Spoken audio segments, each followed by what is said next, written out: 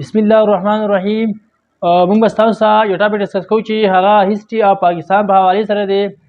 یعنی هغه ټاپک چې کوم دی هغه آل انډیا مسلم لیگ دی. آل انډیا مسلم لیگ کوم چې بر صغیر پاک وهین کې مسلمانانو او د نه پلیټ فارم وو، یعنی هغه ته آل انډیا مسلم لیگ واخو.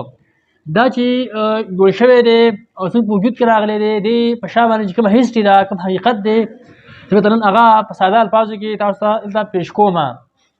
یعنی کله چې په 1857 کې کوم جنگ ازادي شوی و، دا جنگ مسلمانانو او هندوانو مشترکه لړاو کړی و انګریزانو خلاف. بیا د څه کمزورۍ د وجې نه مسلمانانو ته په دې کې شکست وشو چې د 1857 نه بعد بر صغیر پاک وهین باندې انګریزان مکمل قابض شو او قبضه یې وکړله. او د قبضې سره سره یې ډایرکټ مسلمانانو سره ظلم زیاتی شروع کو، ولې چې هغو قصوروار مسلمانان ګرځول چې دا غونډ کارونه مسلمانانو په دې جنګ کې. دا رنګې بل طرف ته چې کوم هغه مسلم غټ غټ لیډرانو هغو هم دا محسوسوله چې مسلمانانو سره ډېر زیاتی کېږي، ډېر زیات احتساب ورته کېږي، لهذا د مسلمانانو لپاره یو پلیټ فارم جوړول ضروري دي.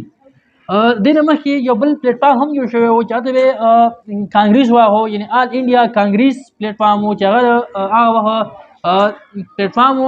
په دغه پلیټ فارم مسلمانانو ته څه توجه نه ورکوله، دې لپاره یې څه حقوق یا خبره نه کوله.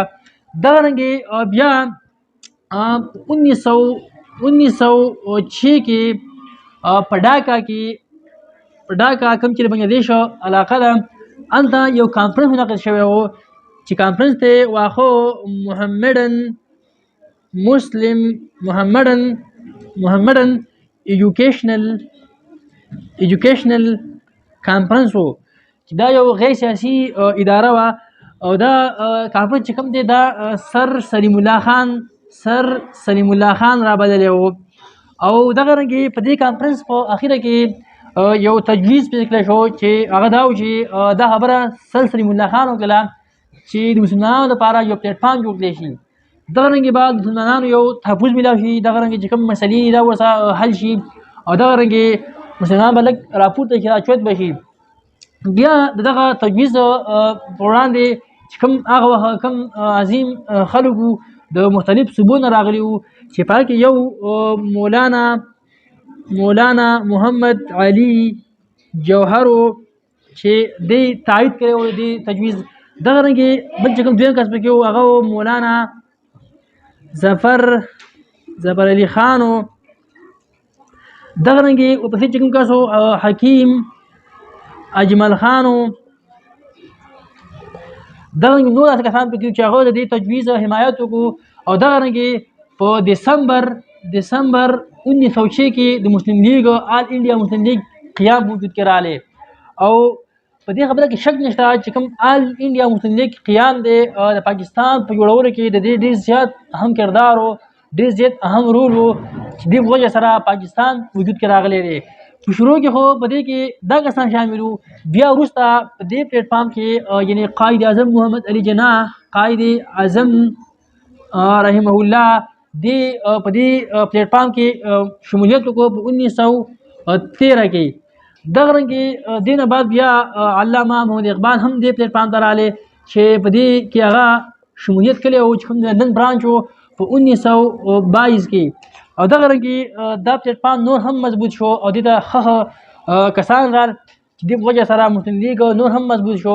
او دغه رنګې دې چې کوم ابجکټیو وو، کوم مقاصد وو، هغه صرف 3 خبرې وې په هغه ټایم کې. اول خبره دا وه چې کوم مسلمانان دي او د دې مسلمانانو او کوم د انګریز دي دې نه کې چې کومې اړیکې خرابې شوي دي، کوم ړبدې راغلی دی، دا په مینه کې بدلول دي. دغه رنګې د مسلمانانو په اړه کې انګریزانو سره وفاداري پیدا کول دي. دا خبره وه پیله. او دویمه خبره په دې کې دا وه چې کوم مسلمانان دي او دې کوم ستونزې دي، کوم مطلب تحفظات دي، دا موږ درې کوو او دې چې کوم مسایل دي دا به وړاندې کوو حکومت ته په ښه طریقې سره. دا رنګې چې کوم په دې کې دریم ابجکټیو شامل و، مقصد هغه دا و چې زموږ چې څومره هم مقاصد دي او کوم زموږ څه دي دې ته نور خلک نقصان نه رسوي، موږ د هغو سره مرسته ملګرتیا کوو. دا د دې مقاصد وو. او دغه رنګې د آل انډیا مسلم لیګ چې کوم اولنی صدر وټاکلی شو دغه سر آغا خان سوم و، دا د دې صدر وټاکلی شو. او دغه رنګې د چې کوم مرکزي دفتر و دا په علیګړ کې جوړ کړی شو. نو دا د آل انډیا مسلم لیگ په حوالې سره یو شارټ هسټري وه، حقیقت و چې تاسو به په دې باندې ډېر په اسانه باندې پوه شوي وي.